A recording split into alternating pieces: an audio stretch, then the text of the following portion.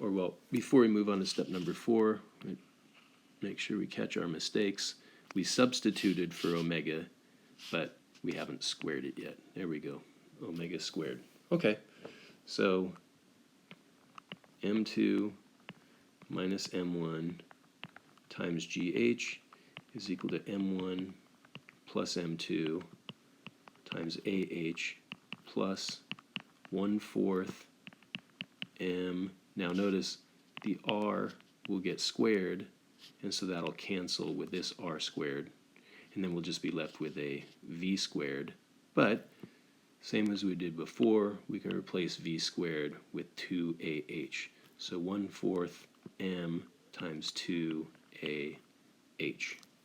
Okay, in the next step we'll factor AH one more time to get M2 minus M1 times GH is equal to M1 plus M2 plus 1/4 times 2 would give us 1/2.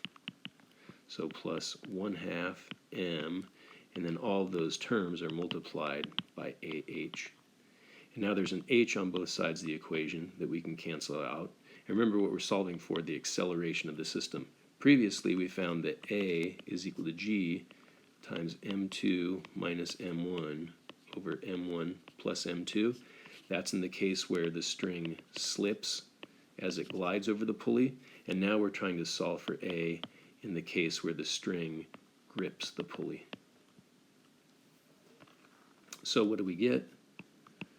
We get A is equal to G times M2 minus M1. Hey, so far it looks a lot like the equation we found in the first place. The difference lies in the expression in the denominator. It's not just M1 plus M2, it's M1 plus M2 plus 1/2 the mass of the pulley. So if we want to make a numerical comparison, in case number 1, we found that A was 4.2 meters per second squared. Here in case number 2, if we plug in, we find that A is equal to 9.8 meters per second squared times, it's still 5 minus 2 in the numerator, but now it's 2 plus 5 plus 1. So instead of getting 3/7, we get 3/8 of 9.8. And 3/8 of 9.8 should come out to about 3.675 meters per second squared. So the question is, why does it come out to be less acceleration when the pulley rotates versus having the string slip over the pulley? And that's just due to the fact that if some of the energy has to be spent on making this pulley rotate, then less energy remains for making the objects translate. And so if they translate with less energy, they translate with less acceleration. So let's go a little deeper with this study of rotational kinetic energy and how it factors into the Atwoods machine. The standard Atwoods machine is the one we just worked with, where 2 pulleys hang vertically, but there are all sorts of variations of the Atwoods machine. You've probably already done a lab at some point where you put a cart on a flat desktop and you find some way to minimize the friction between the cart and the desktop, and then you pass that over a pulley and attach it to some descending mass. And so we've got a mass number 2 and a mass number 1, and let's just keep these numbers the same. Let's say that mass number 1 is still our 2 kilogram mass, and mass number 2 is 5 kilogram. And then we'll say our pulley still has a mass of 1 kilogram. Let's change the shape of it. Let's say that this is a pulley that is totally perimeter weighted. In other words, maybe it's like a metal pulley, and then it just has tiny little plastic spokes that connect to the center. So, how do we find the acceleration of the system? Well, we're going to take a similar approach and say that the loss of gravitational potential energy of block number 2 is what produces the increase in kinetic energy for block 1, block 2 and the rotational kinetic energy of the pulley. So again, we can say this as m2 times g times h is equal to 1/2 m1 v squared plus 1/2 m2 v squared plus 1/2 I omega squared.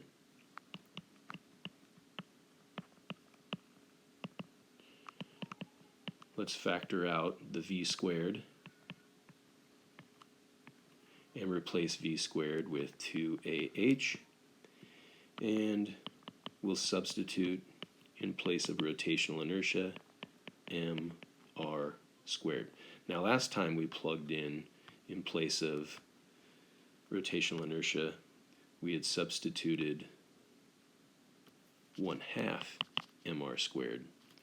This time we're just substituting mr squared because we've changed from a solid disk to a hoop.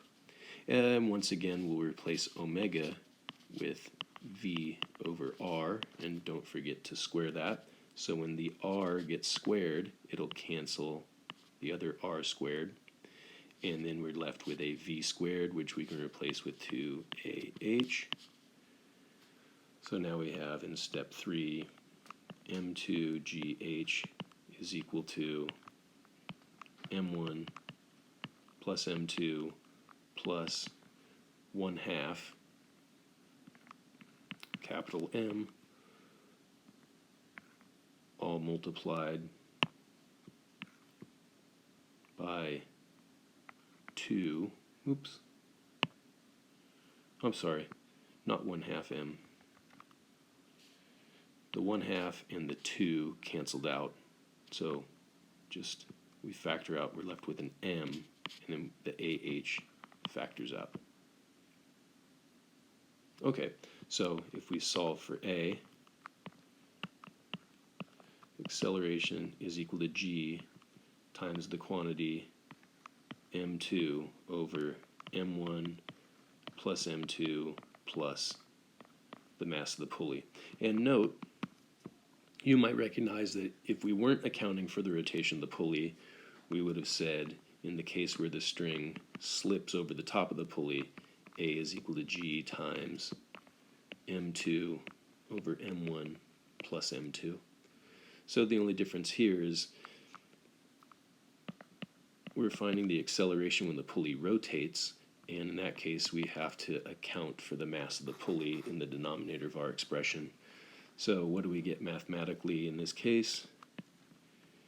When the pulley rotates, the acceleration of the system is equal to 9.8 meters per second squared times 5 divided by 2 plus 5 plus 1. So it looks like the acceleration of the system is going to be 5/8 of 9.8. And 5/8 of 9.8 is equal to 6.125 meters per second squared. And oh my goodness, I can understand your frustration. I just caught the mistake that I made earlier that you might have caught. Let me back up and illustrate it in case you didn't see the mistake that I just recognized. Let's see. I know this is all correct, and I substituted 2 for mass 1, 5 for mass number 2, and I substituted 1 kilogram for M, and then I realized in our previous calculation we had derived the correct expression. This is right, it should be M1 plus M2 plus 1/2 M, but did you catch the mistake I made when I plugged in my numerical values? I plugged in 2 plus 5 plus 1 when I should have plugged in 2 plus 5 plus 0.5. So this isn't an 8, this is a 7.5, and 3 times 9.8 over 7.5 is not 3.675.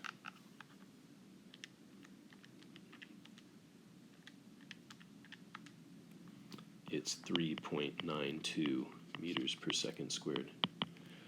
Oh, even physics teachers make mistakes once in a while. Let's button this up. So far, we've made a real major simplification in all forms of the Atwoods machine, whether you have two pulleys that hang vertically,